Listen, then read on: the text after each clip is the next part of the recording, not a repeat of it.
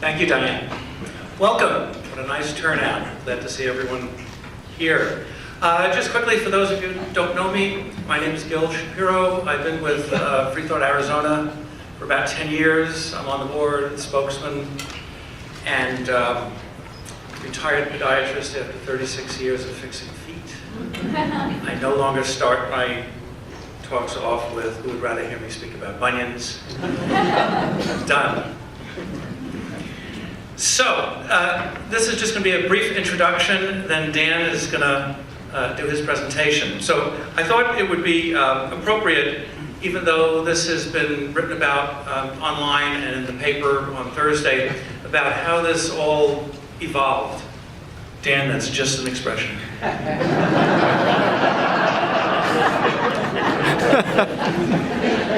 Dan Grossenbach is an instructor in Christian apologetics at the Catalina Foothills Church. And just to clarify, the word apologetics does not mean apologizing for anything. It's from the Greek apologia, which is the word that means in defense of, defending the faith.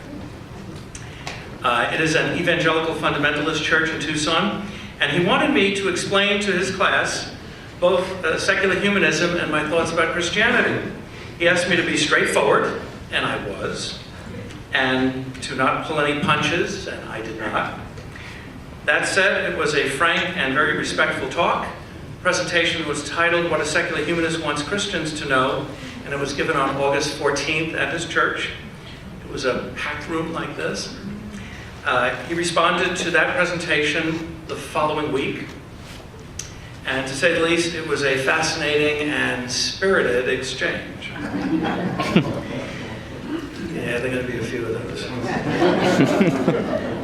The goals for Dan and me and the groups we represent are to explain and gain a better understanding of the other side's worldview, to better understand our own worldview and the other side's thought processes, to reconcile that only by first defining the issues we all face in our society can their solutions be found, and to learn what we can compromise on, what we can negotiate on, and just what issues are, we're just irreconcilable. We cannot move off the dime. But those are the three options: compromise, negotiate, or they're irreconcilable. Dan was invited to give a counter-presentation today, and the title would have been, What a Christian Wants Secular Humanists to Know. However, he decided that a debate would be more interesting. And he chose the topic, Does Christianity Best Explain Reality? And I said I'd be happy to debate that. So, first of all, a little housekeeping. We're each going to go up to about 25 minutes. Then Dan, since he's taking the affirmative position, will go first, and I will follow. There'll be a couple of minutes where we need to switch laptops. Then there'll be a 10-minute rebuttal of what I said and he said, obviously. Dan will go first in that rebuttal, and I will follow. And then we will open it up to questions and answers. Now, these are the kind of presentations that in the Q&A, sometimes people, instead of asking a question, would like to do a counter-presentation. If you want to do a counter-presentation, send a note to Jerry Karchus, and we'll consider it. But as many times as you've been in these things, even though you say, please, what is your question? It goes on and on. So, if you're interested in a question posed to Dan or me, fill out the sheet of paper that you have. You're going to give it to Jerry or Steve, and they will go through it and be as fair as they can about the nature of the questions and who gets to answer them and all that.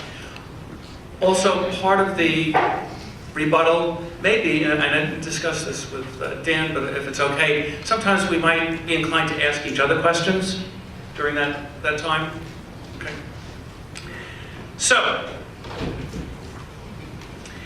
the next part, and bear with me for a few minutes, is since this is a Freethought Arizona meeting, I need to speak to the Freethought people here primarily, but this involves everybody, because for those who are not Freethought Arizona members, it gives you a sense of what our concerns are, especially after the election.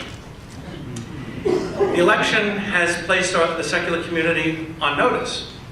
The Christian influence in the executive branch in the Republican-dominated Congress and in the Supreme Court will inevitably further polarize conservative Christians and secularists.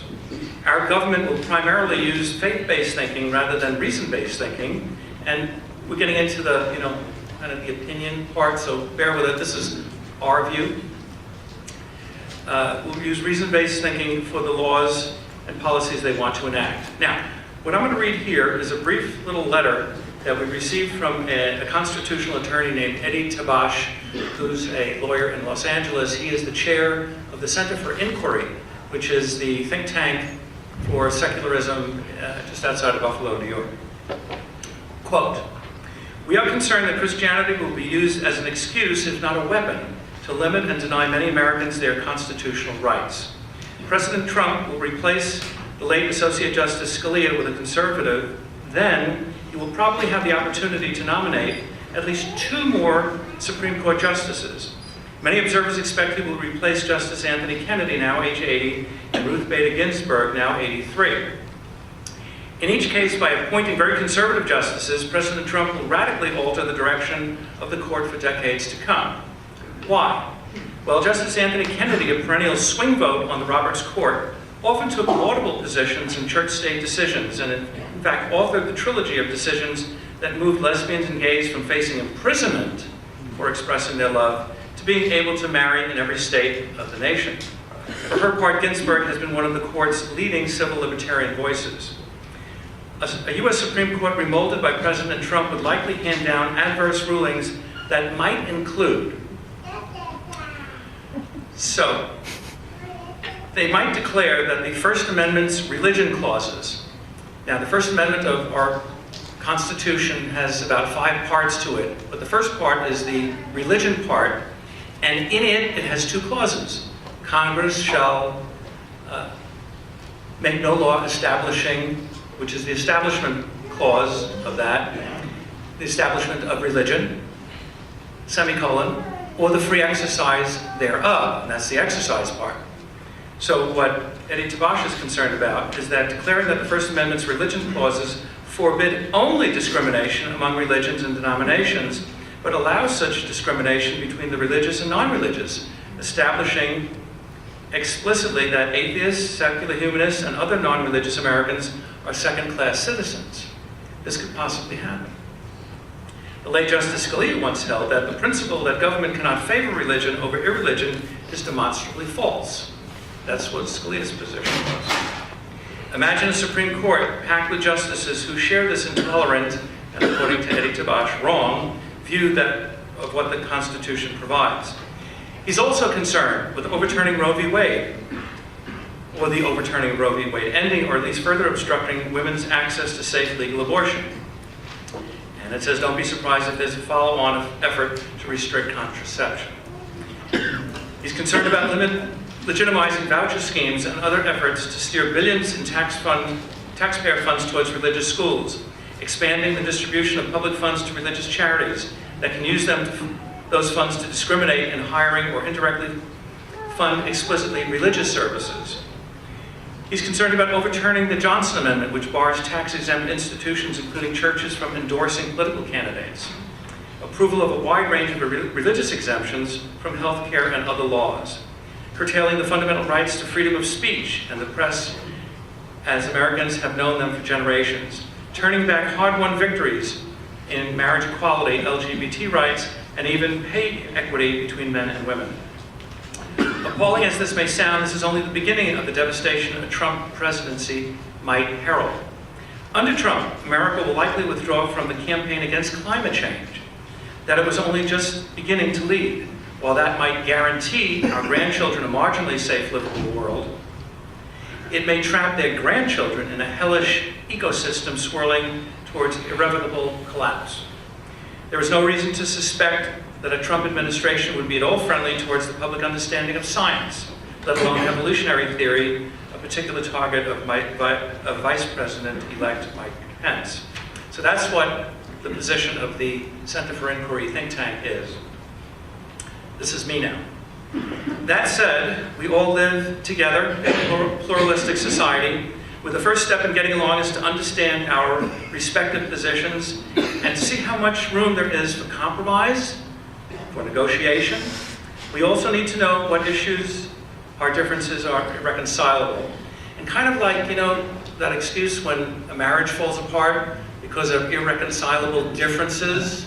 Well, we can have them too, but we're not in a marriage here. We're kind of stuck with each other, and we have to make it work. So these kinds of discussions are very important for both sides. They say sometimes in arguments there's what he said and what she said, and then there's the truth. So I am aware that I'm going to present a very strong position for my side, as Dan will for his side, and you'll decide whether one side is totally right, the other side is totally right, or somewhere, in between. So again, here are the areas of disagreement that once we have our positions laid out, that we need to talk about. Some of them are going to be a little repeating what I had said before, but I have them down here. We're going to need to talk secular humanists and Christians. We'll need to talk to each other about separation of religion and government, homosexuality and gay rights, abortion control and birth control, end-of-life issues, physician-assisted end-of-life measures. Sometimes it was called suicide. That's been a pejorative term. We'll just say helping to care for patients by ending their life. Sometimes called euthanasia, but that's usually with animals, but we can reframe or rephrase it. We need to also talk about education, pros and cons of homeschooling, the creationism evolution debate in schools, sex education, and prayer in schools. We need to talk about tax benefits for houses of worship and the clergy, and employment restricted only to people who share a certain faith, and of course religious freedom and liberty.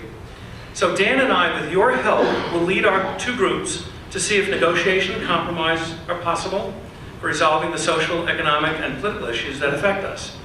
And even the bigger question, what do we do when we just bump up against irreconcilable differences? We all have to live together. How do we deal with those? Well, from my point of view, I'll quote Ronald Reagan, where he said, "I am cautiously optimistic," and I hope Dan is too. And with that, it is my pleasure to meet my new best friend, Dan Grossenbach.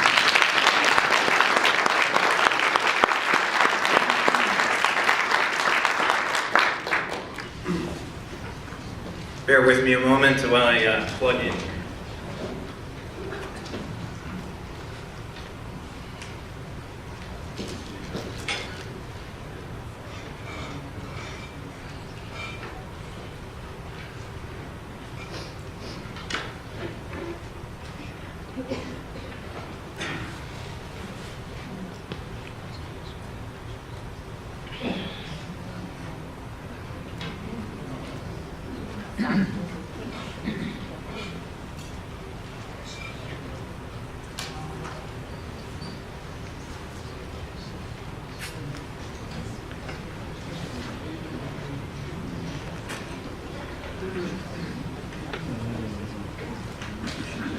Coming. I want to pay special thanks to the board members, Jerry, Steve, Diane, and of course Gil, for having me here on this Sunday where you're hearing from a Christian teacher who went to seminary. I think we just need one song and you got church. Sorry about that. I have to admit I do feel a little bit like Daniel in the Lion's Den, although my name is Daniel, so hopefully it's only half right. I wanted to start by just saying that I came here to defend today that Christianity does have the best explanation for reality. And if you can't hear me, raise your hand or let me know. It's important you all hear this. There's a lot of information. And the debate today is specifically on this question, and I have two very simple contentions. First of all, Christianity, yes, does best explain reality, and that it has the best explanatory scope and power and plausibility of any other rival explanation. And the second one is like it, that no other rival explanation will meet the standard and be sufficient to explain reality. And what do I mean by reality? Well, there's four key aspects of reality that I say all religions or all humans in the human condition have to wrestle with, the foundations of our world and where we live. what Christianity am I here to defend? That can be a very slippery term, so it would be unfair to say it's Dan's Christianity or it's all Christianity, because there's a lot of different interpretations and denominations. So what I want to do is get to the core of Christianity, what runs the common belief threads that we see in the Apostles' Creed, the Nicene Creed, and then just take the general reliability of Scripture. I'm going to use abductive reasoning in this approach. That's a fancy word for detective work. And I know that because I am a detective. I'm a criminal investigator by profession. But it's not only that, it's how scientists examine ancient events. It's how Darwin came up with his theory through abductive reasoning, also known as inference to the best explanation. Given what we do know, facts about the world, what can we infer from that? So it's a probability-based argument. And it's cumulative. I have 4 different facts I'm going to review with you, and they build on each other, and they're foundational to how we end up coming up with different policy matters in society, how we deal with each other. And I think you'll see how it all works as we go through it. The first one is very basic, that anything exists at all. The universe exists. It comes to a very classical argument known as the Kalam cosmological argument, that basically everything, well, first of all, the universe began to exist. That's a fact that we all know. Everything that begins to exist has a cause. In uniform and repeated human experience, everything that begins to exist has a cause. By logical necessity, the conclusion follows that the universe had a cause. And what can we know about that cause? Well, we know it has to be supernatural. This isn't spooky stuff. It has to come from outside of nature. No more than the Lorax can lift himself up by the seat of his pants and pass through the clouds, can the universe, the natural world, create the universe, the natural world. It must be uncaused, or you encounter an infinite regress that is illogical. It must be spaceless, because space itself and time was created, so it's timeless. It must be immaterial, because it created the material world. It must be personal, volitional, or willful, because it had to decide to create rather than not create. It must be ultimately powerful, because the energy that we know happened in the Big Bang. And rational, going along with the laws of nature, and it's not a universe of chaos, but there's order to the laws of logic, physics, chemistry, and hard sciences. It must be independent, meaning that it's not depending on any other external force. It acted all on its own. I argue Christianity and theism generally does a best case of offering an explanation, because far before we knew the science, or even before the Kalam cosmological argument, thousands of years before, we already had embedded in the belief system that the agent of the universe, God, is uncaused, spaceless, immaterial, timeless, personal, powerful, rational, independent, and of course supernatural. So without offering any sort of rebuttal to an alternative view, and Dr. Shapiro can pick any alternative view, all the defense and burden is on me. I'll wait to hear what he offers as an explanation or critique before answering any other alternative. Number 2, the arrival of biological information. We know about 3.8 billion years ago, life was created on the Earth. And before any mechanism took place to develop life as we know it, there was something embedded in the cell prior to that first life form ever being that first life form. And that is very complex information encoded in the DNA. The DNA has strands here, and there's the A's, T's, C's, and G's for the nucleotide bases that make up this, and all along the strand, they have to be in a very particular order to carry out a function, which is the body plan or the cell factory that's generating that organism. So the logic behind this, the logical syllogism I have, is that all life requires DNA or RNA to begin. Prior to it, DNA, RNA is information, and I'll explain what information is in a minute. And number 3, information requires a mind, and again, uniform, repeated human experience, all information requires a mind. And so the conclusion that follows necessarily is that life required a mind. Now, what is DNA, RNA, real quick? I'm not a biologist, I don't have a biology degree, but I'm a trained investigator. So I looked into this, and I think it's pretty accurate. Is that the DNA, RNA is blueprint for a body plan. So if you are an oak tree, the seed of an oak tree has the DNA to create an oak tree and leaves rather than a chimpanzee's ear, for instance. So each species will have its own blueprint for that body plan. It's also a cell factory. There's molecular machines at work. And the study in this uses engineering terms to describe what's happening here. So you have the DNA, the brain and the information is here, carried by the RNA to the ribosomes that actually shape and synthesize the protein into the proper fold to make an ear or a nose or a skin tissue or whatever the cell may be. So it's important to differentiate complexity versus information, because I've heard PhDs in the field who will talk about something that's incredibly complex. But that's not what we're talking about here. Nature can make a snowflake that's very unique, or crystalline structures that are beautiful to look at under the microscope, or things in nature that we can see when we just go to the beach or to the mountains. But that's not information. Information has to be a certain way for it to perform a particular function. There's a difference. A movie I really liked when I was in college, and the book I read in high school, Contact by Carl Sagan, speaks to it really, really well, because the search for extraterrestrial intelligence, SETI, was a project to identify intelligent life outside of our solar system, possibly our galaxy. And there was a way that they were able to find the difference. At first they would get they used radio telescopes, and they would get cosmic noise. And the pattern they would get, whether it's audible or digital or video here, you would see a very specific pattern, and it's incredibly complex. There's no other screen like this.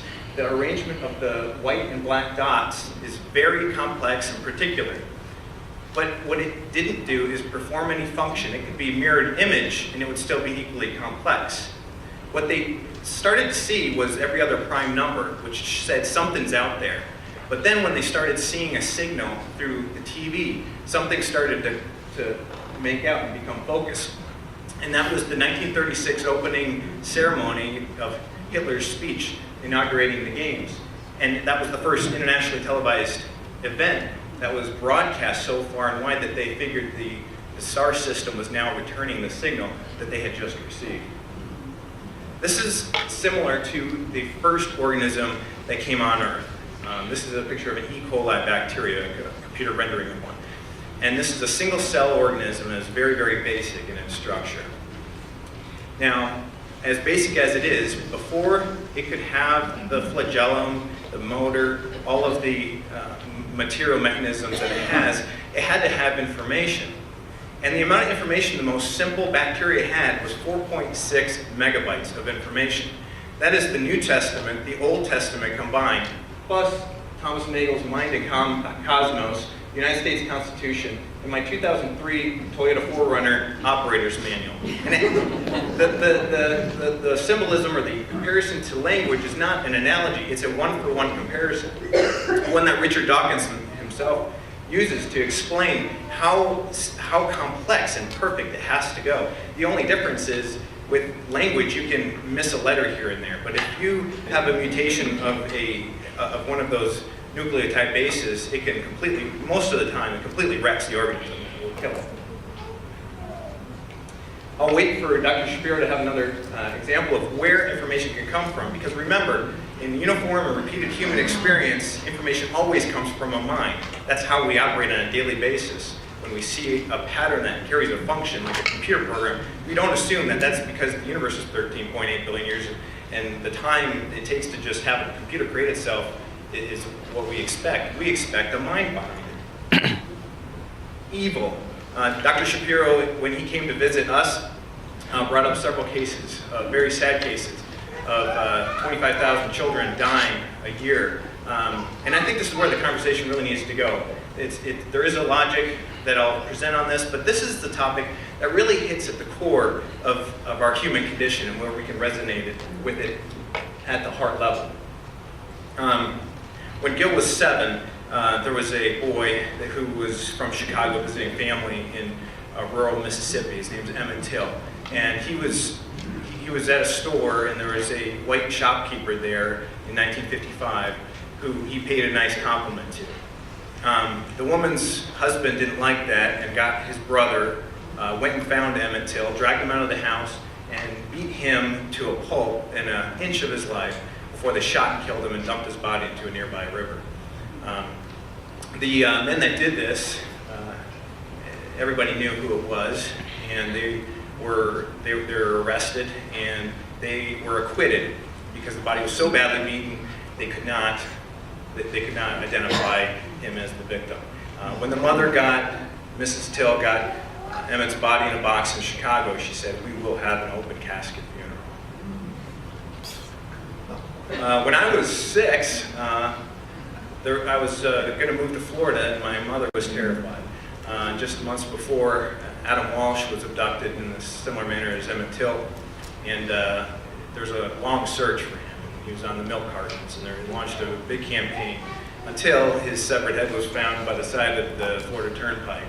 And the man that killed him never faced justice in this world. He died in 1997. Closer to home, I'll skip that one. Evil exists. We know it exists.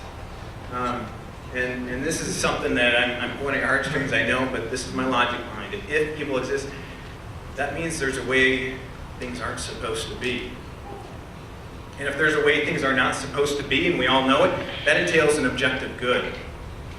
Where does this objective good come from? Is it just what I want, what I feel, what we feel as a community? Or is there something that transcends people, that we can say that the Nazis were really wrong, that the Civil War South, antebellum South was really wrong, and that we can make progress? Did it precede humanity, or did the first two people get to pick whatever they wanted and invent morality? When they first met each other, was it love or hate? Take your pick.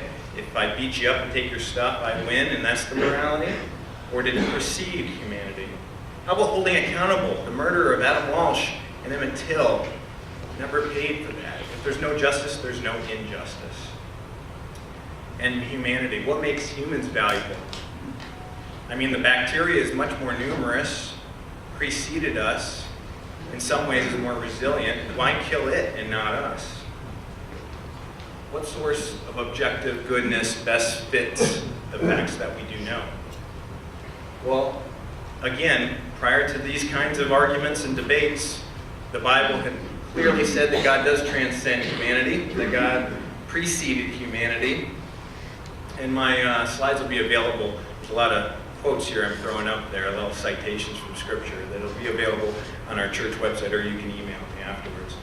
God holds humanity accountable. Nobody gets away. Joseph Stalin doesn't get away, a rich man dying of an old age, just like anybody else on our little petty crimes either.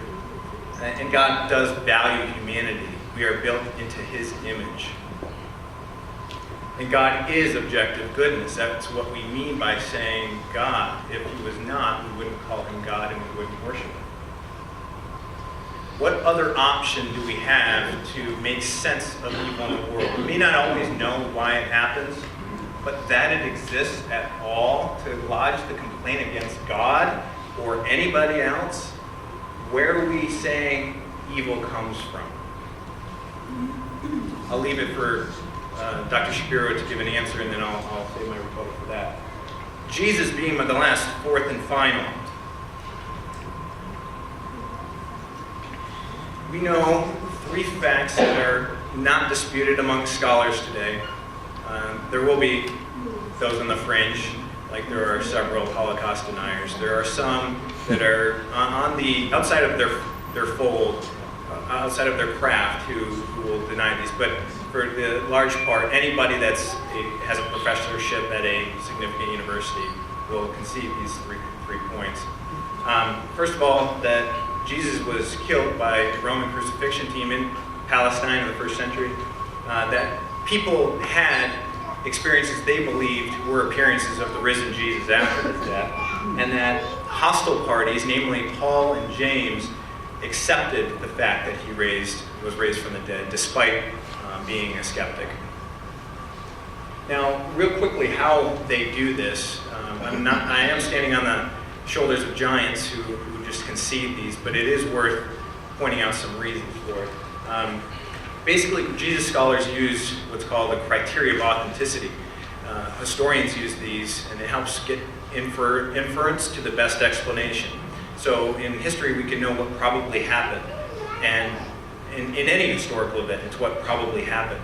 And so when you don't have to have these, but when you have extra criteria, it gives extra bonus points. Because if historians find an ancient text and they read it, absent other information that contradicts it, like Egypt saying that they conquered somebody when everybody else says they lost the battle just to make the pharaoh look good, then you had reason to question it. But when you find an ancient text, you give it the benefit of the doubt. But with these criteria of authenticity, it gives extra assurance, and that's when the skeptics start coming around and understanding. So early, meaning it was written early. A lot of ancient history we don't have. I mean, we don't have any original text from the Bible. It's all from the multiple copies that happened shortly after. Papyrus lasts about 100 years. And we have nothing on the Caesars. We've got nothing on anybody else from it. I'll back up just a second. Multiple, we want to have more than one if possible. Embarrassing, it's always glowing. If you say something about yourself that isn't true, I'm not going to do that right now because I want to win the debate. But if I were to say something about myself that's embarrassing, you tend to believe it.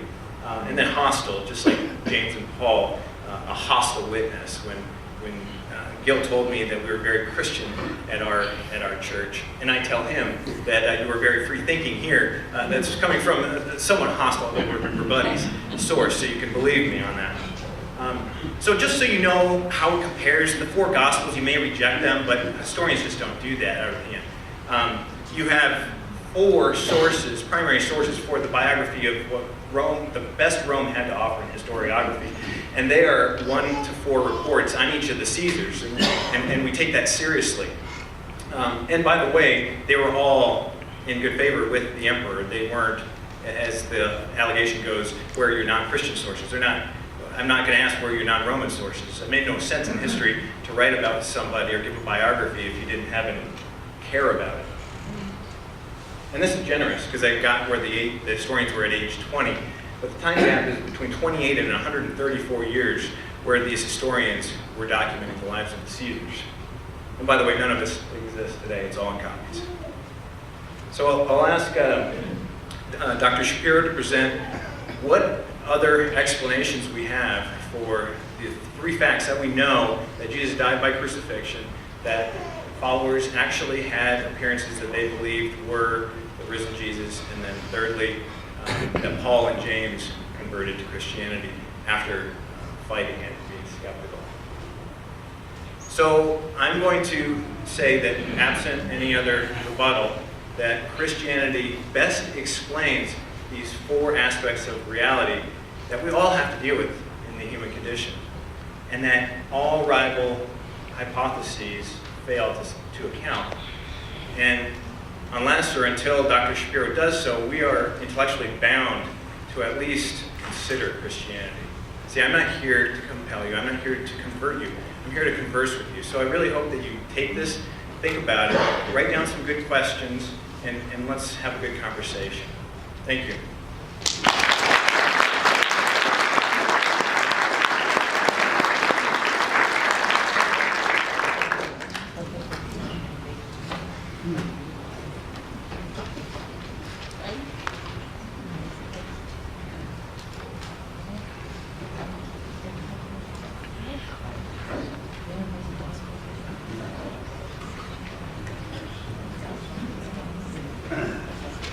Talk amongst yourselves for a few minutes.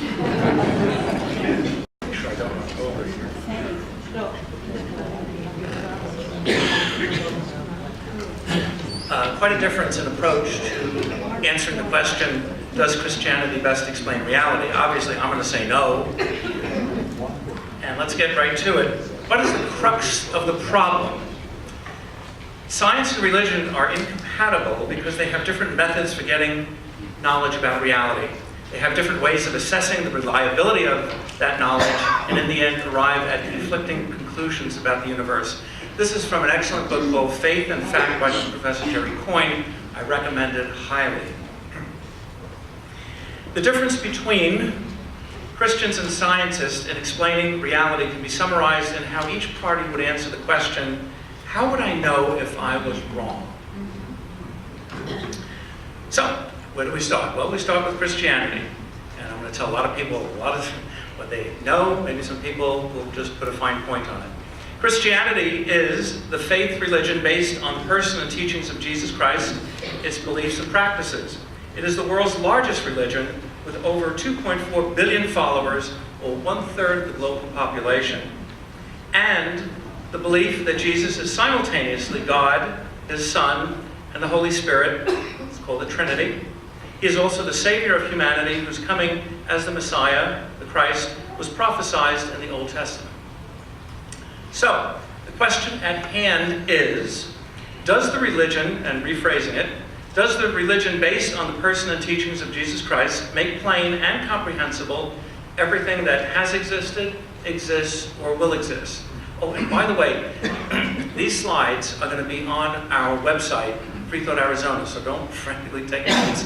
You will have the opportunity to go through them in the comfort of your home and peruse over them. So I don't want you to, because I'm going to be moving along pretty fast here. Got a lot to say. If so, Christianity needs to show that our reality requires the existence and actions of a specific God for its explanation, be consistent with what we already know, be independently testable and have survived such tests, and make predictions that come true. In other words, it must provide evidence that the world works exactly as expected if the Christian God were in charge of the universe. Christians have a lot of work ahead of them to satisfy that claim. Could a Christian explanation of reality be correct? Of course it could be. But, that said, it must live up to the same standards as any other type of correct explanation. It must demonstrate explanatory power, how well it explains the facts, explanatory scope, the number of facts it explains, and that its claims can be tested. However, Christians should know, when you get into this argument with the secularist or scientist, that the natural or scientific explanations have had an excellent track record in explaining our reality. They work, they make sense, and have been consistently right. They have systematically replaced religious explanations of reality. No Christian explanations of reality have proven to be correct.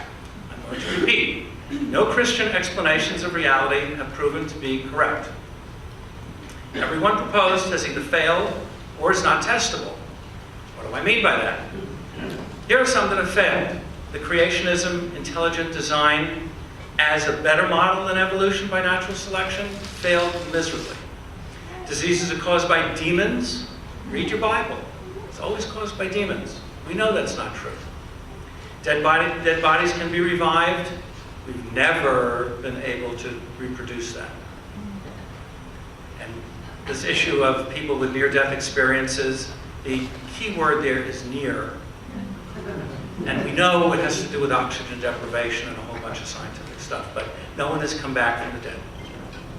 There are some things that are untestable, like natural disasters. Is that God's punishment?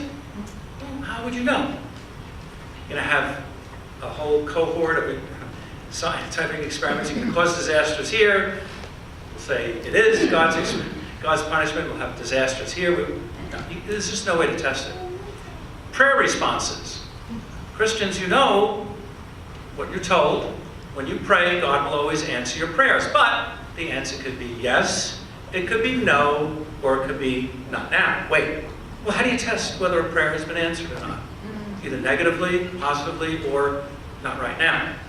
And of course, heaven or hell. No one's let us know. No one has come back from the other side. So, if all Christian explanations have consistently failed over the course of history, doesn't that mean that Christianity cannot best explain reality? Yes, that's probably the case. But why is that right? Because theistic explanations are very strange. They assert a completely new kind of entity, a specific God, not just any run-of-the-mill God, but a specific God in a new kind of location, the supernatural. We have no clue what that would be. To wit, an indescribable and incomprehensible being and place. Consider this quote: "The weight of evidence for an extraordinary claim must be proportional to its strangeness." Christians, you're on notice. Therefore, Christians are duty-bound to now provide, 1, convincing evidence that a supernatural realm exists, first things first, and within it, a particular deity. You're duty-bound to describe in detail the supernatural realm and the deity within it. And you need to make each comprehensible, no incoherent kind of descriptions. Describe it. And to give coherent reasons why Christians alone have this unique access to each of these entities. Secular humanists, we're fascinated by the sense that you have this inside track to the supernatural, to the deity that's controlling the world. We don't know how you do it. Please explain. Predictions. Explanations are tested, in part, by their predictions. And I'm not talking about prophecy here. You know, we bristle when we hear that prophecy is one way to say there's a truth in the Bible. I would like someone to tell me what prophecy could have been said back then that they did not have any kind of knowledge of. For example, like in 2,000 years, there'll be something called the internet. Or in 2,000 years, there'll be something called vaccines. Give us something that's worthy of the word prophecy. Not just something that, you know, and this river was there, and look, lo and behold, the river is there. Not impressive. So, if the Christian God is all-powerful, all-knowing, good, all-present, just, all-merciful, all-immutable, means doesn't change, holy, righteous, sovereign, and there are more attributes, but I'm just taking the top 10 here, then this deity's desires, intentions, values, goals, and actions should be consistent, understandable, and generally predictable. I mean, if you have a family member who you lovingly describe a certain way, and that person acted totally different, i.e. a Thanksgiving meal or something like that this weekend, you say, what is going on with that person? The predictability has to be a reflection of his attributes. Christians must now predict how their God would and would not act. For example, a fair and logical prediction based on his attributes would be that he would not create or allow gratuitous suffering. But this kind of suffering has always existed, hundreds of thousands of years before Jesus came to earth. Then either this God, if this suffering has existed, is either irrational, meaning he's acting inconsistent with his attributes, or he just does not exist. Therefore, this God claim is testable and falsifiable. Let's talk for a second about rationality. It's an important term. It's the quality or state of being reasonable, based on facts, implies the conformity of one's beliefs with one's reasons to believe, or of one's actions with one's reasons for actions. Kind of makes sense, doesn't it? Christianity's God should be rational. If he is not acting rationally, how could humans determine his actions are understandable and explanatory? I'm going to read that again. It's important. If he is not acting rationally, how could humans determine his actions are understandable and explanatory? Now back to the question at hand. What does Christianity need to explain first? Well, let's start with two primary or essential questions all humans should ask about reality. Why is this something rather than nothing? And what is it all about? Fair?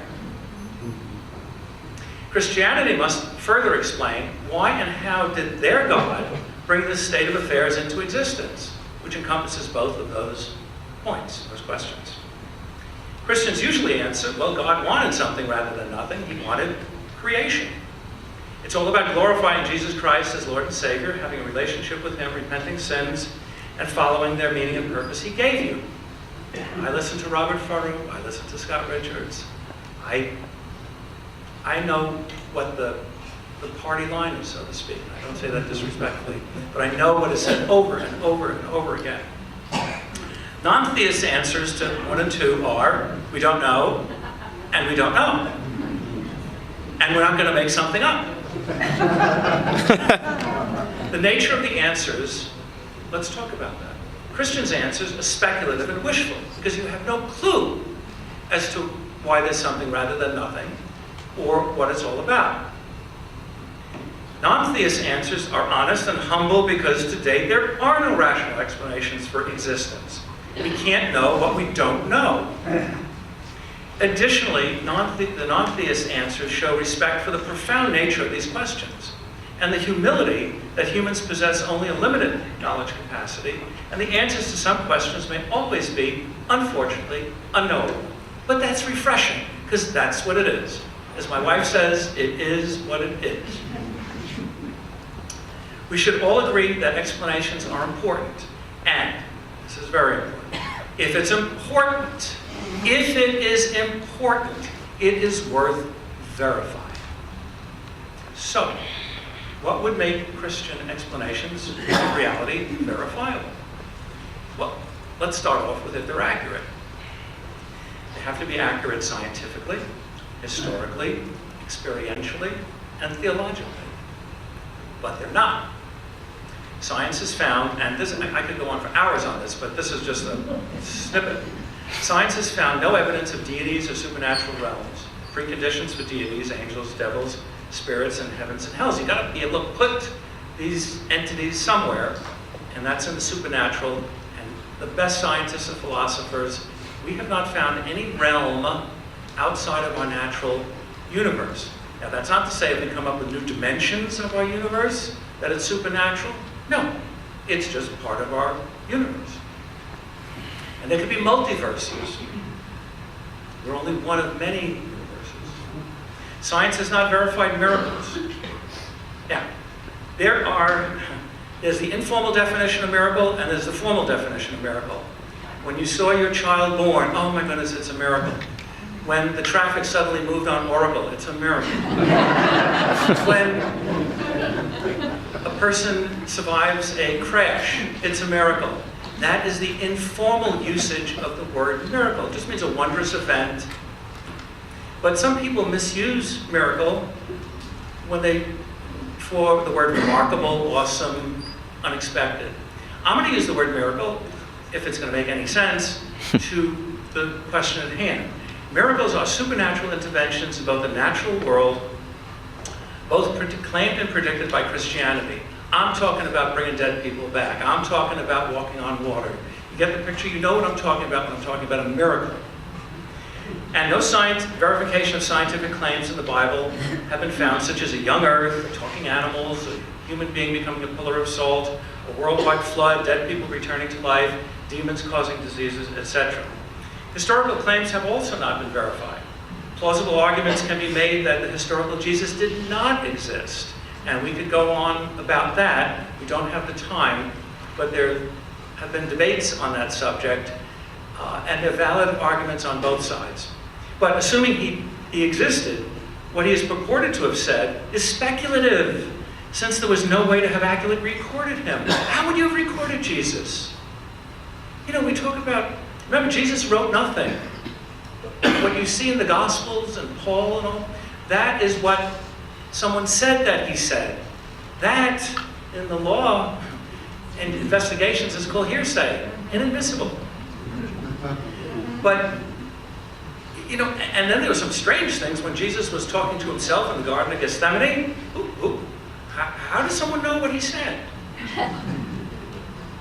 That is a crucial issue about just what did he say and how do we know what he said. And some historical claims must also be scientifically true. The resurrection of Jesus, which is the central core of the Christian religion, cannot be classified only as one form of truth. It cannot be a Christian truth without, at the same time, being a historical truth, unless language loses all its meaning. And it cannot be historically true unless it is scientifically true. Don't talk about the resurrection as an absolute historical event that's been witnessed. And talk more about it as a scientific event. Really? Really? Additionally, Christianity cannot best explain reality because, listen carefully, the Gospels, the foundational documents, are based on hearsay. The earliest one, Jesus died, give or take a couple of years, in about the year 33. The earliest Gospel of Mark was written in the 60s or 70s. And even though it's Matthew, Mark, Luke, and John, it is Mark that's the earliest one. Of a man who spoke in Aramaic.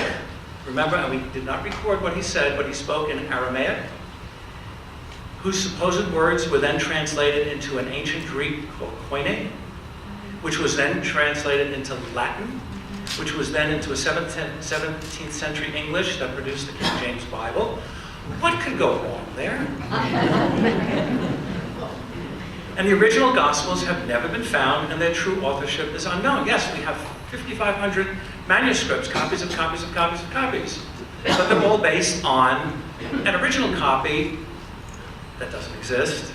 I think it does, but it is a copy of a copy. And then as it copied through a 1,000 years, till the year 1000, changes were made, things were added, there were forgeries, there was a whole load of problems.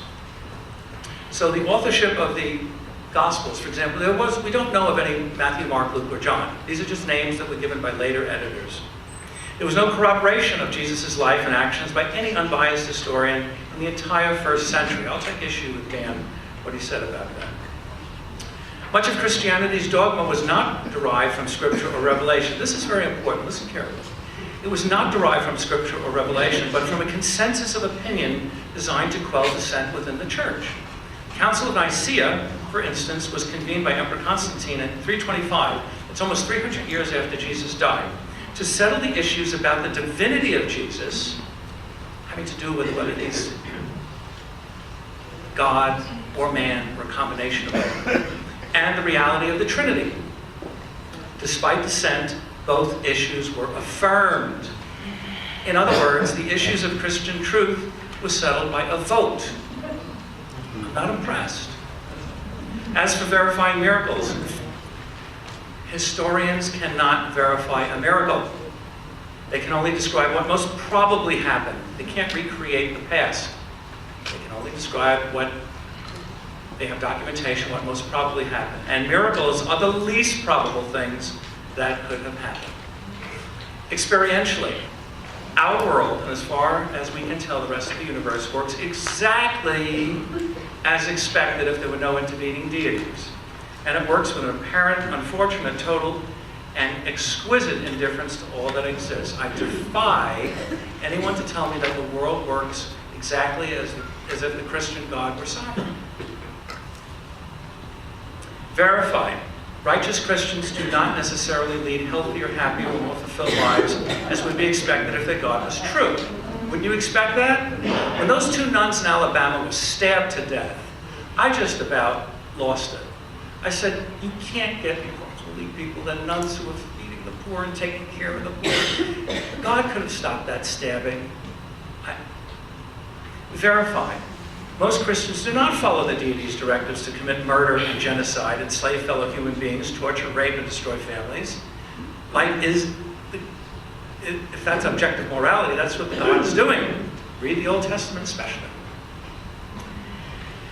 Christians override these orders because they know better, and they don't want to go to jail. Most of us do not do things we know inside are not moral to do, period. And this brings another verification that human morality is a product of our culture and biology. It is not based on religion. Far from it. It's actually based on, secularism. Theologically, it's also inaccurate. Hundreds of Christianities within Christianity confirm that this religion is subjective, segmented, and unstable. It's like a house of cards built on quicksand. Hundreds of different Christianities. Why? Because of hundreds of different interpretations. It says a lot. It speaks volumes. Now, this is verified by common sense. Evil and suffering cannot be explained if the Christian God is rational. Let's have an appeal to logic. An all-knowing, all-powerful, good, loving, merciful God, deity would not have created a world with earthquakes, volcanoes, plagues, free will, and the law of the jungle if he knew, as he had to, that his creation, both animal and human, would suffer terribly. Tell me you don't think about the poor animals in the middle of these forest fires and California, and in Colorado that by no fault of their own are going to burn to death because they just happen to be in that forest and there's no way out. They did not commit original sin. Why is not God not punching that fire or somehow taking them out of it if he's not going to take the humans out of it at least? This is another testable issue. Indeed, why does he allow it to occur? Can he stop it? I mean, he's God. Christianity's explanations for evil and suffering are incoherent and incomprehensible. I hear this all the time. They include, because this question comes up on the radio shows, it comes up from many Christians who are thinking, you know, I need an explanation for this. Well, pastors and others will say something along the lines of, and I have 4 examples here. Well, we all deserve evil and suffering because we're all sinners.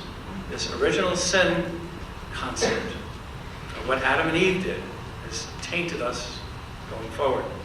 Or we don't know God's ultimate purpose. Possibly, but you know what he's doing right now. We live in a speck of time compared to an eternity in heaven. If I took your arm and twisted it to the point where I'm about to snap it off, you wouldn't care much whether you're going to be in heaven for an eternity. It's like, stop doing that right now. And if a child is suffering from malaria and all that, let's talk about the suffering of the here and now. And man has been given free will. Boy, we could talk a lot about that. But free will should not be more powerful than God. These explanations are all, to say the least, unimpressive and frankly insulting to human intelligence. Christianity's shortcoming in this regard is that it cannot provide more than beliefs or opinions. Why? Because its theological foundation, faith-based thinking, only leads to beliefs and opinions. And let's define it as fixed ideas that lack certainty, because if you had something that had certainty, it wouldn't be called a belief or an opinion, it would be called a fact. And not factual knowledge. Beliefs and opinions are poor substitutes for factual knowledge, which are justified true beliefs or accurate statements about reality.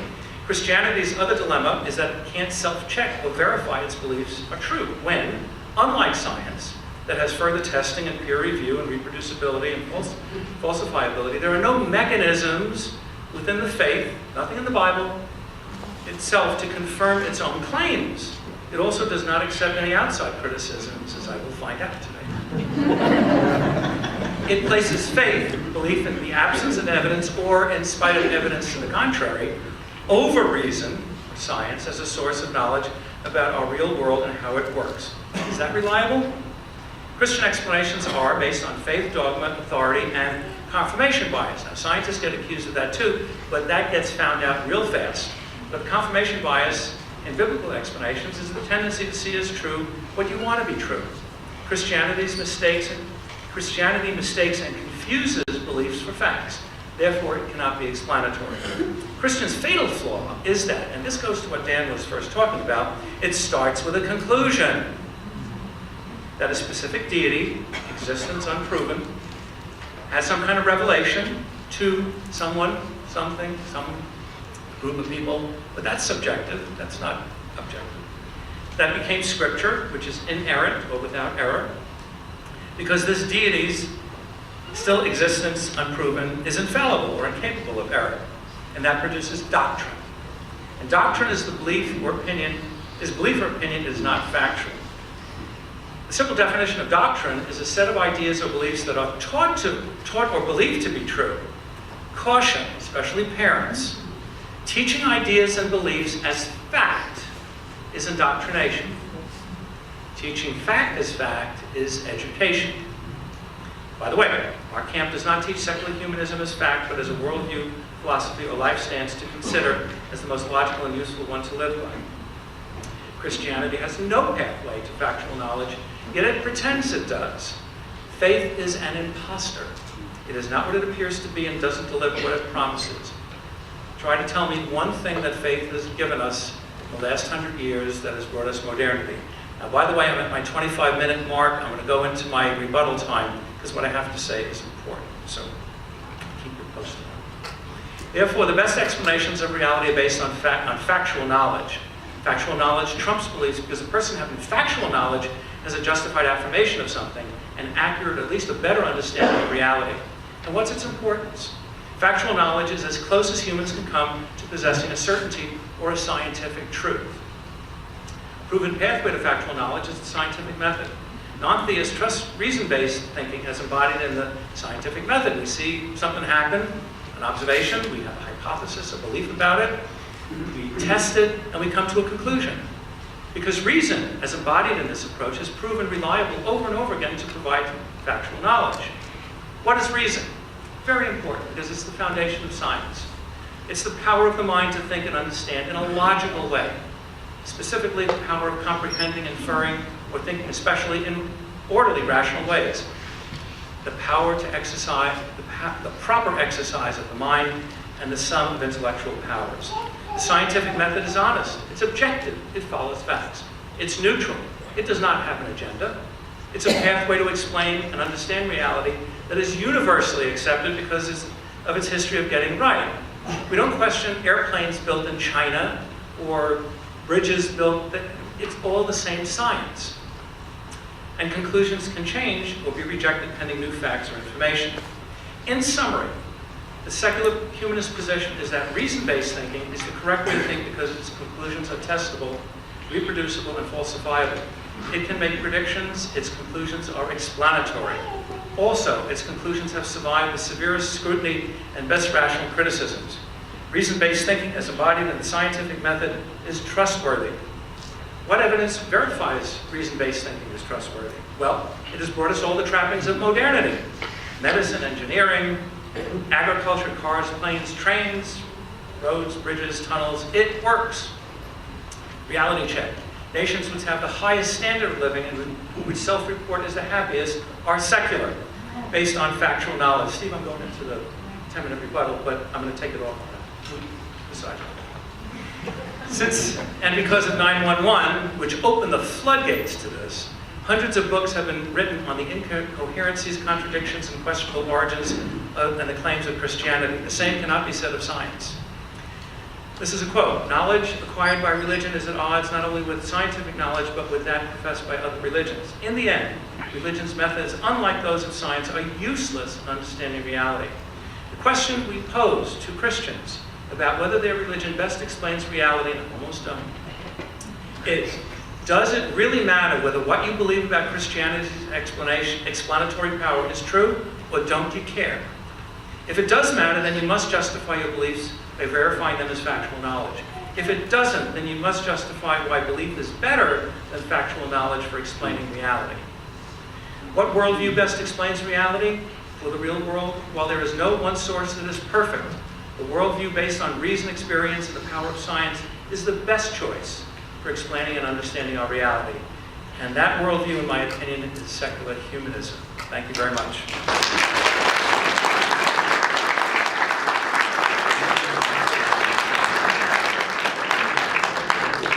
I'm about 4 minutes into my rebuttal, so I got 6.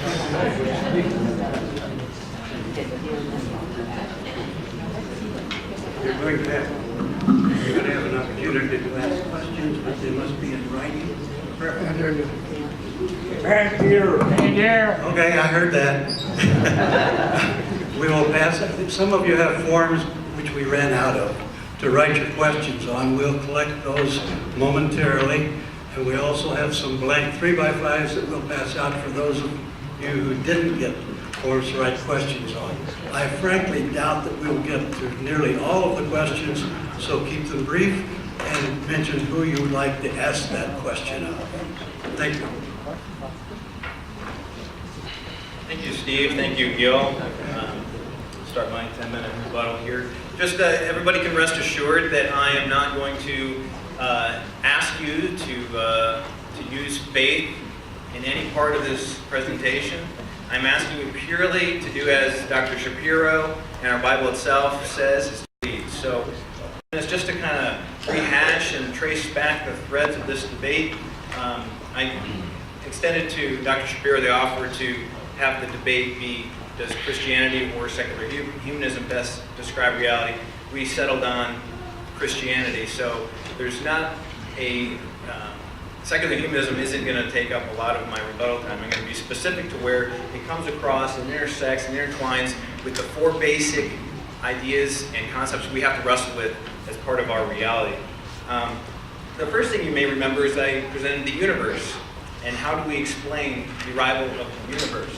And And Dr. Shapiro gave no response to that. He did say that there are some things that we don't know. For the origination of biological life on this planet, he did cite a book by Jerry Coyne who knows something about this matter, but didn't respond to the arrival of intelligence or how we explain it outside of the mind. For the problem of evil, I'm glad that he did present some response to that. In that he said that God does nothing to stop suffering. We may not always know why God does allow suffering. In fact, there's a lot of things that we don't see where there's evil in this world and there's suffering. But my argument was that we have to explain it and ground it on something. Sometimes we can't see it. Emmett Till was beaten to a pulp, shot and killed, and his mom wanted an open casket. Anybody from around that era who has studied the civil rights movement knows that picture launched a movement that changed our world. The entire Western world changed. Thousands, if not millions, of Black Americans and Europeans and everywhere else have been spared the brutality of the Southern racism that our country experienced. And that is progress. That is only progress that we can measure in an objective sense, not in our culture. Right? There was real change. We might have agreed on some things. Right now we agree on some things that are probably immoral. But we can only progress if there's something that transcends and there's a different kind of morality. Adam Walsh was brutally killed, executed, and unspeakably tortured before he died. But his dad was John Walsh. John Walsh launched a campaign, became this spokesperson and this figurehead for America's Most Wanted. And how many thousands, perhaps millions of kids are spared the same fate that boy had experienced? The picture I can talk about was two girls that almost a year ago were shot and killed by their father here in Tucson. My son was in kindergarten at 8. That's why I couldn't talk about it. But I don't know why that's allowed. I don't know. Because to know it, as a believer in God, I would have to be in God's position to know. And we are so honored to see when there is some redemption in death. And from a theistic worldview, we can see some progress as a result sometimes, but not all the time. I've only been here 40 years, so I don't have the perspective on the whole world. God can see all of cosmic history. But you notice this isn't an objection I'm bringing up. I'm using evil to show for God.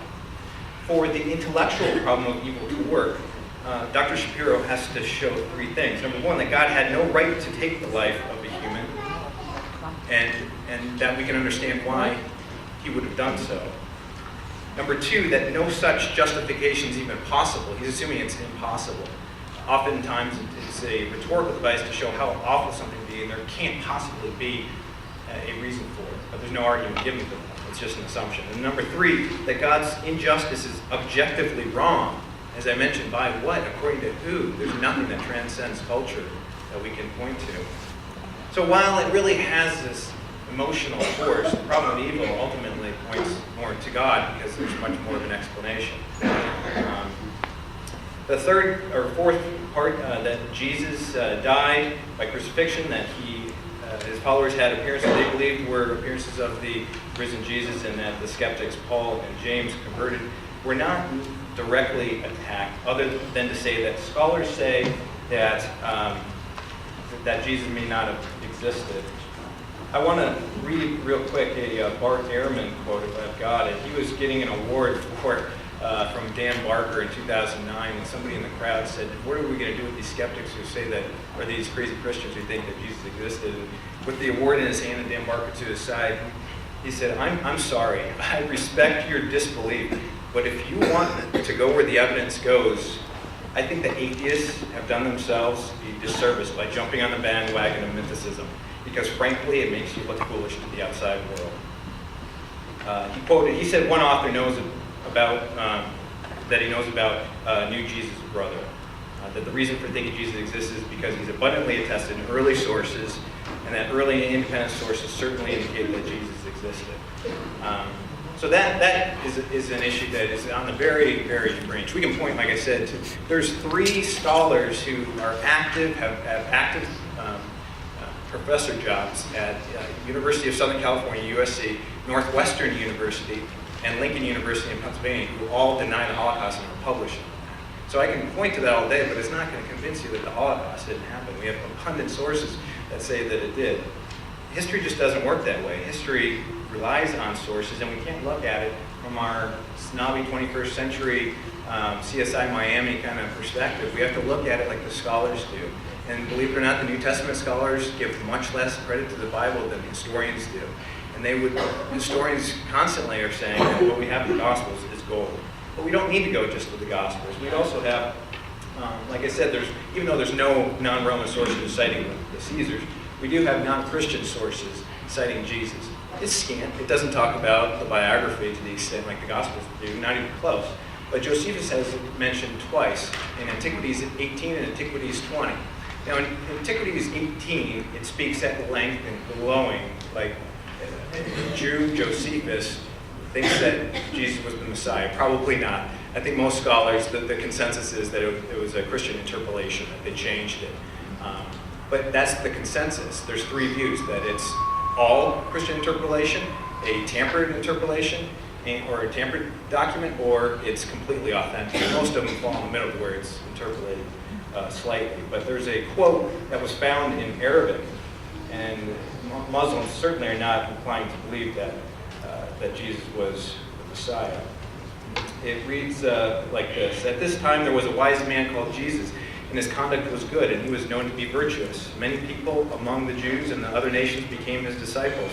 Pilate condemned him to be crucified and to die, but those who had become disciples did not abandon his discipleship. They reported that he had appeared to them 3 days after his crucifixion, and that he was alive. Accordingly, he was perhaps the Messiah, concerning whom the prophets have reported wonders, and the tribe of Christians so named after him has not disappeared to this day."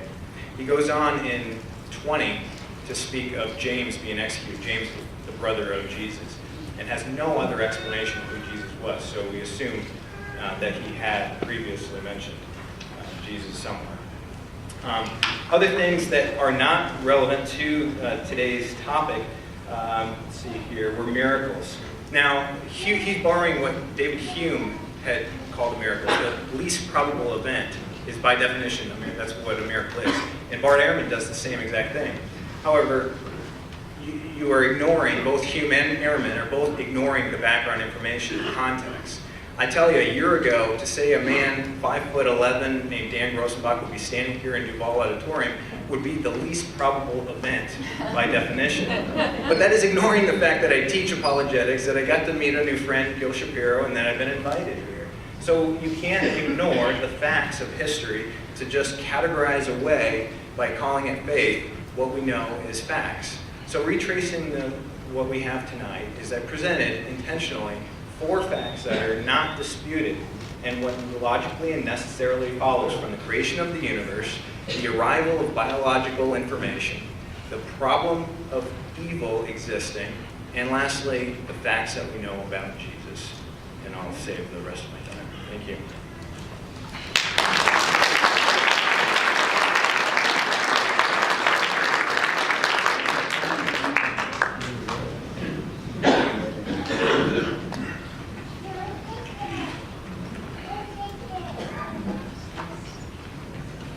6 minutes to the top. Okay, Dan, I take your challenge. And by the way, the fact that you're presenting today is not a miracle. Yes, it is awesome, it is remarkable, it's unlikely, but it's not a miracle. It does not defy physical laws that you're here. I gotta stick with my definition, I'm sorry. Okay, Dan threw out the gauntlet, the universe. Who the heck knows? We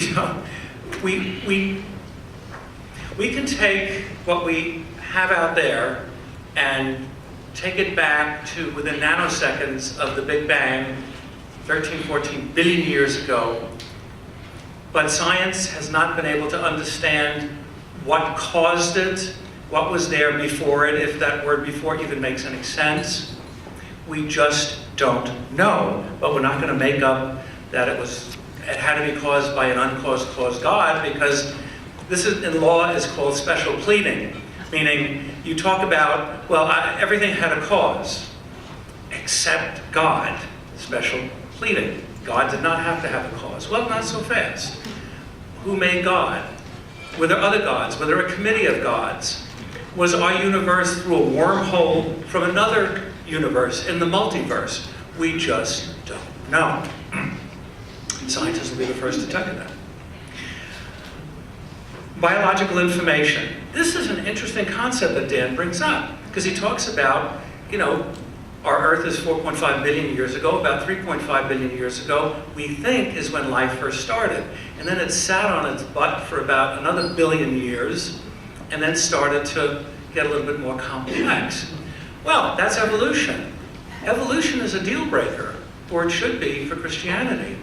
Either our universe and all living things are a top-down creation, somewhere between 6,000 and 10,000 years ago, or it's a bottom-up creation, starting about 4.5 billion years ago, at least for our Earth. You can't have it both ways.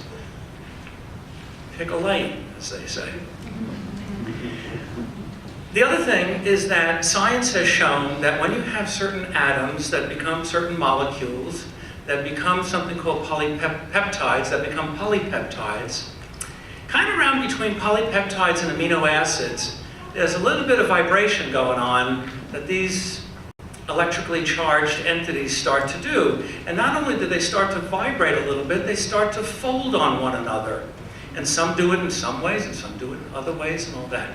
But we're pretty sure that life started by certain chemicals on this planet that just interacted, and hit or miss, some started to become more and more complex. And I think Dan is confusing the word information with the word instruction when he's talking about DNA. DNA, it's 4 components, and it's the way the lattice is and the helix and all that. And they're instructions to each other. To use the word information, yeah, you could use that. But we don't see anything supernatural with that, because there was such a long period of time that this all took place. And by the way, each of these topics, I could go on more and more, but I gotta kind of go away to different ones. Evil.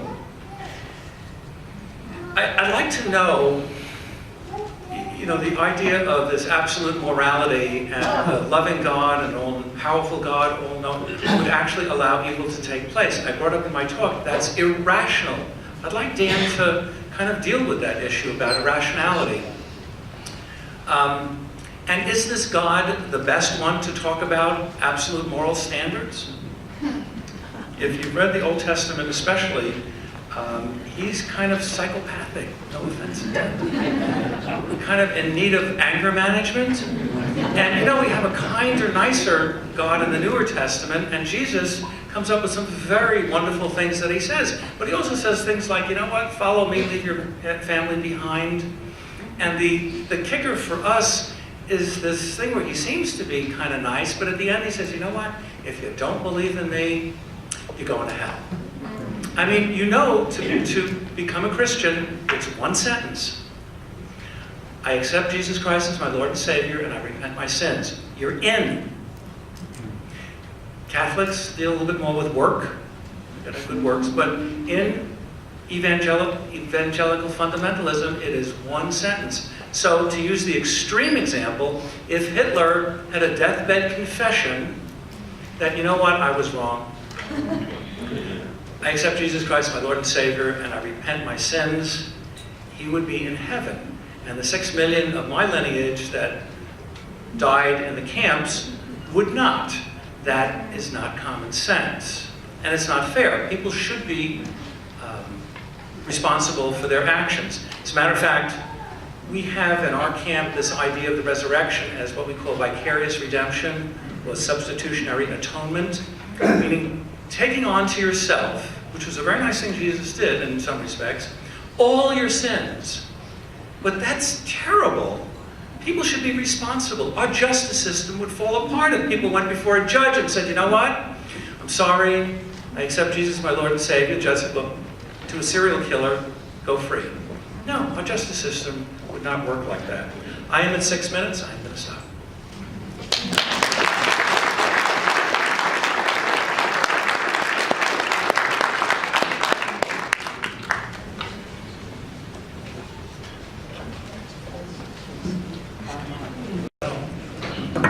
I have to admire the multiplicity of questions that we have.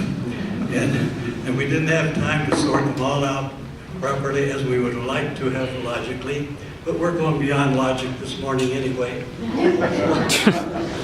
So I took a real brief one to start with, and we'll try to do better later.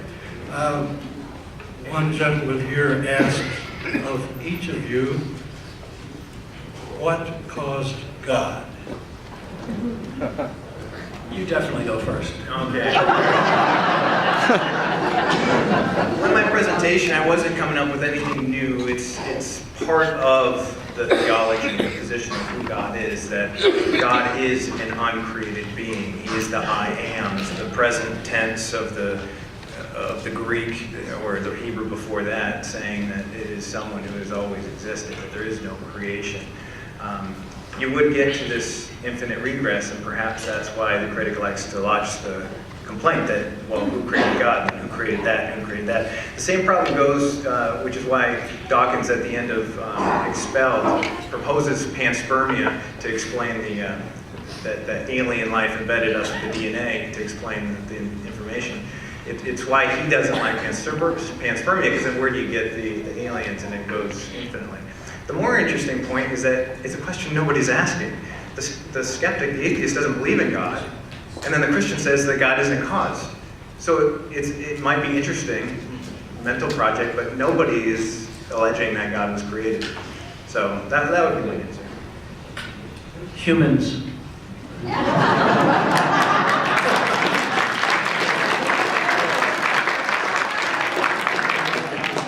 We got a question for both.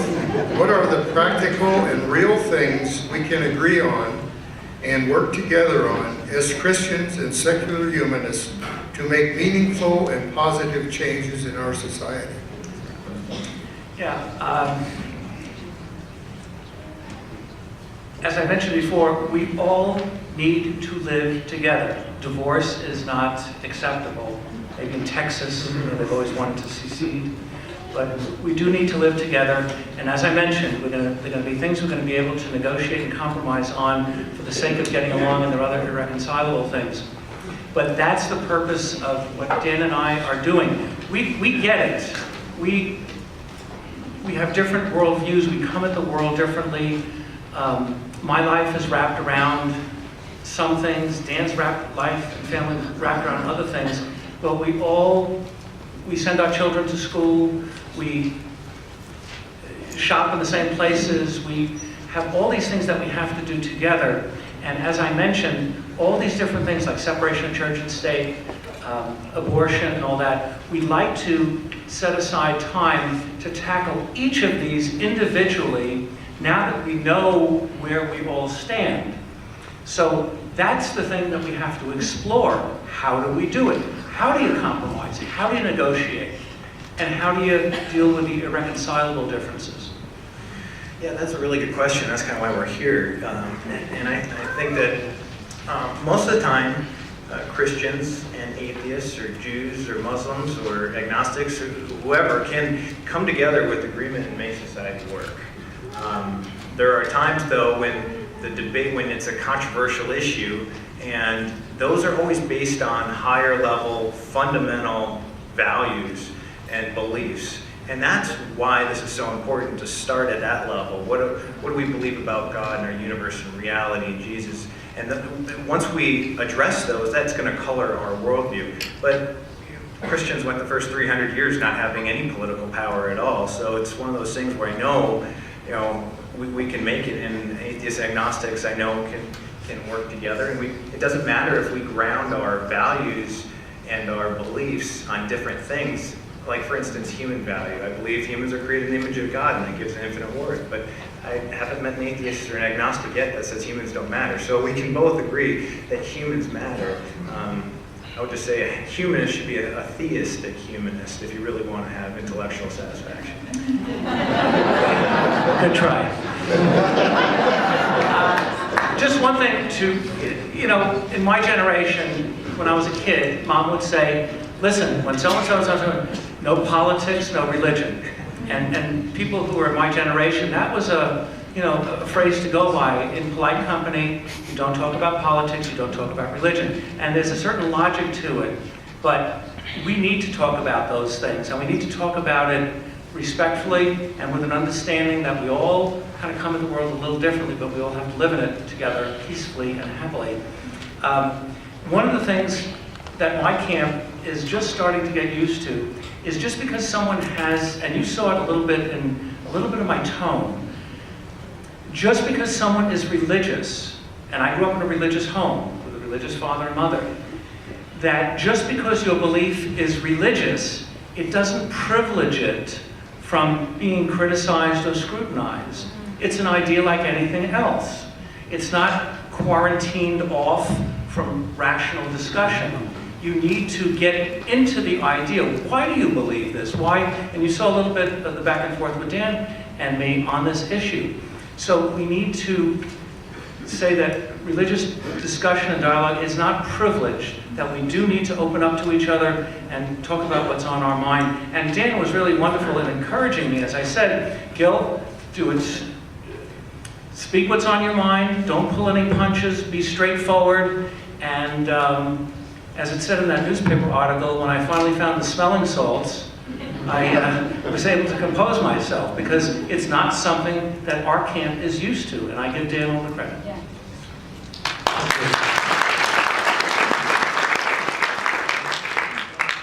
This one's a little more involved. How do you know? I can hardly read it, but it says, I think, how do you morally and ethically justify raising children with religious superstition and mythology? Well,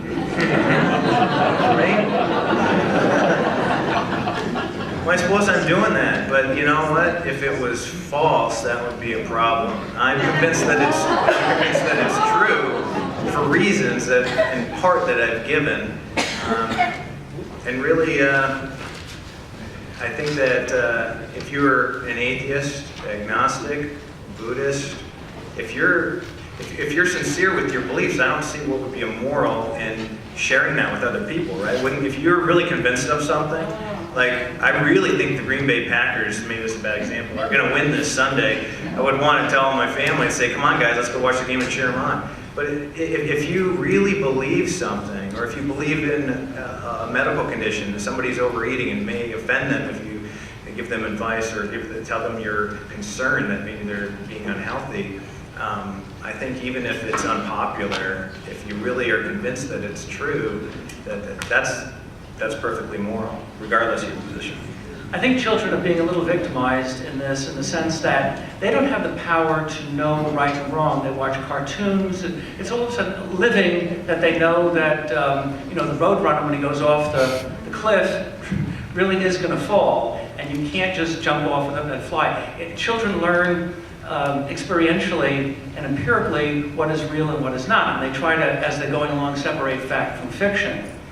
And as I said in my slides, when you teach belief and ideas that are not factual, and you have to say Christianity is a belief and it's an opinion, it is not necessarily factual.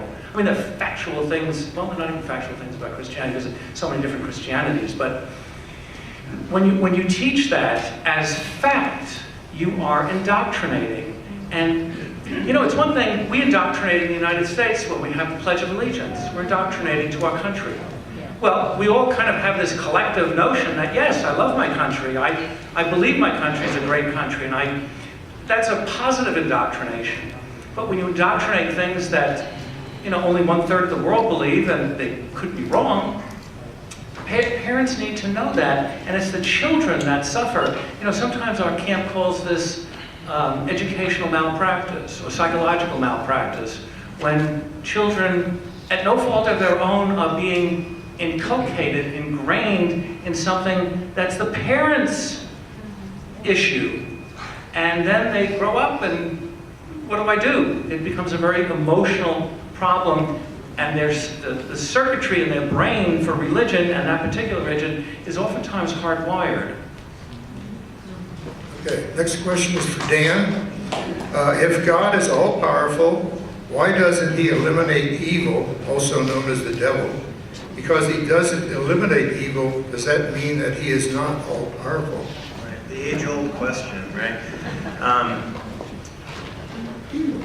Well, the devil, whether he eliminates the devil or not, that's a question that I can't answer, why he doesn't eliminate the devil. I mean, there's things that we don't, I didn't come here with every answer to be able to give you. And that's actually kind of an in-house debate with Christians, and if you look at the core Christianity, there's different views of hell and how the devil is involved with our daily lives. But the question of why does he allow evil, I think, is probably what most people are really wondering. You know, if God, you know, there are cases, like I explained, where God does redeem and make something out of what seems unjustified evil, and it's not that we see it all the time. But imagine in a world if he did do it all of the time, if when, you know, an attacker came with a knife, and as he's stabbing you, turned it into this rubbery toy knife. It'd be a cartoon world like the Roadrunner that Dr. Shapiro just mentioned, and it wouldn't be a real world, it would be irrational. So there are actual consequences, and this is a universe of order. For Christian theism, I know Dr. Shapiro doesn't like the free will defense, but if you're a creating being, and you're creating a being that you really want to love you, you could go one option and just program them to do nothing but love you, like in the Stepford Wives movie from years ago. But that wouldn't be truly love. The definition of love, it has to be freely loving. If I put a gun to somebody's head and say, love me, it's not going to be love, right? It's going to be a response to a forced scenario. So I think that as soon as you allow that freedom, there's that built-in liability that it could go wrong. If it couldn't go wrong, it wouldn't be real love. If heaven is the place where it's total love, no free will, because if people had free will, they would sin, and is such a wonderful place, why didn't God make earth a lot more like heaven? Well, he did in the beginning. Our understanding is that when he made everything, it was good.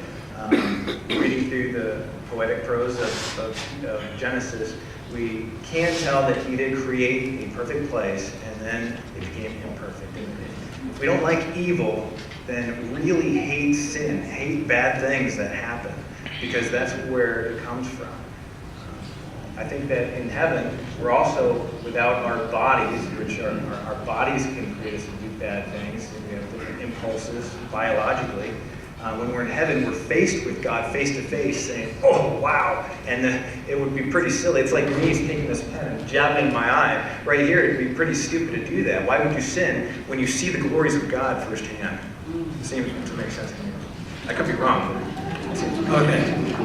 Next question, rather straightforward. This is directed to Gil. Gil, do you consider yourself either agnostic or atheist, and why? Identify. Okay. Let me just define agnosticism. Agnosticism is it's called an epistological position, meaning it's a position having to do with knowledge.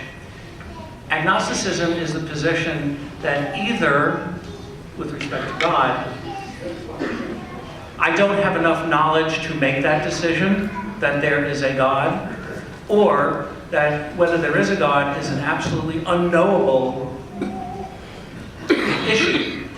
One of those two. Either I don't have the knowledge or it's unknowable per se. To whether there is ultimately a force out there, a God, something that I just don't know about or there's no answer to, I am agnostic. I don't know. I'm humble. I don't know.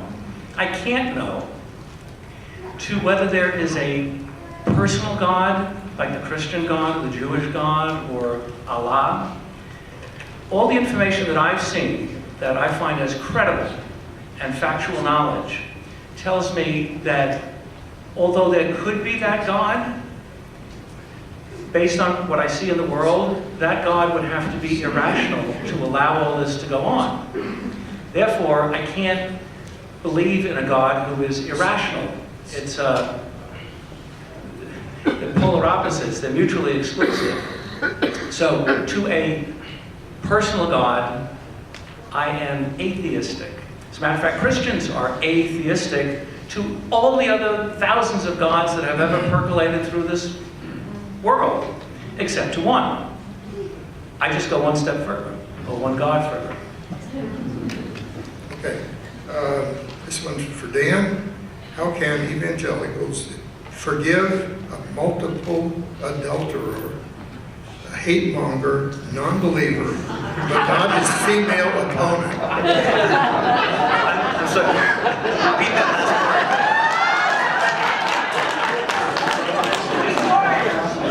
How can Okay. You got it? Right. Well, keep in mind, like I said, Christians have not been, didn't start off in political power, so that they've had to have a lot of people in power that they didn't agree with. So, yeah, you could probably continue that description with lots of things that evangelical Christians would disagree with Donald Trump. I'd have to speak a lot on my own, but I think I can't speak on behalf of all evangelicals, but he wasn't my man, and here we are. He wasn't yours either. So. Another brief one, I think, was covered, but you may want to draw a distinction a little bit about what is humanism. You used secular humanism a good bit, but what is humanism? Humanism is it's kind of a life stance, it's a philosophy, it's a worldview that takes into account that we cannot rely on any supernatural influences in our world, and that the ultimate, for example, the Christian position is God is in control, God is sovereign. We take exactly the opposite. We say, you know what, we're in this alone. We as humans need to figure out how to live together, how to solve our problems, and we can't rely on anything outside of the material universe. There was a time where there was something early on at the first Humanist Manifesto in 1933 that dealt a lot with what was called religious humanism. But then as the humanist documents progressed in 1973, that became less of an issue, religious humanism. And the latest one in 2003 didn't have anything about religious humanism at all, because it seemed like it was a little bit of cognitive dissonance to hold on that there's some kind of spiritual entity out there, and yet we rely only on we humans. So that was abandoned, and now we use the term most often secular humanism to emphasize the point that we're talking of this world, and humanism is more of a meaning of getting it all done under the guise of not relying on any supernatural influences.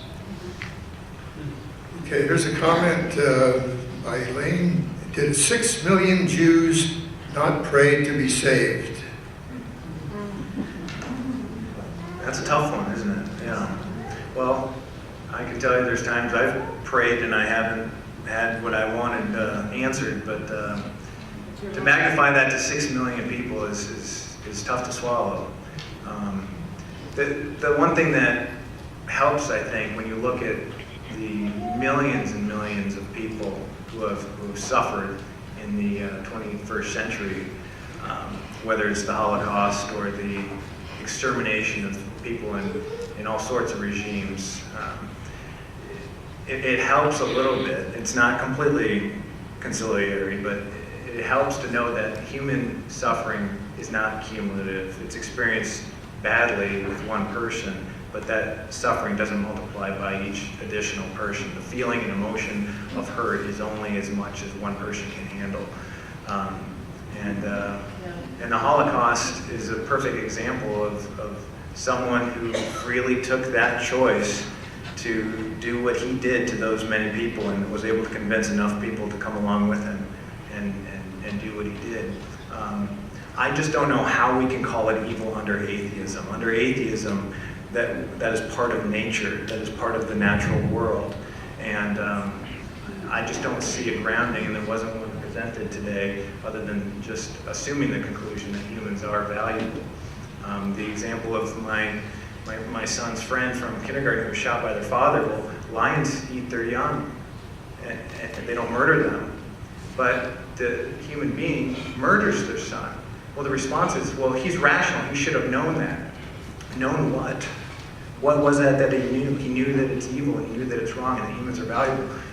Where do we ground that? So, under atheism, I don't think we can complain to God that he wasn't answering the prayers. The Christian, just like the secular humanist with other interesting questions, can't always answer everything. Let me clarify something real fast. This idea that because one does not believe in a higher power, one can't comment on morality is absolutely false, and I'm not sure why it keeps on coming out. First of all, atheism is one sentence, a disbelief in God's end of sentence. Now, there's more to it, obviously.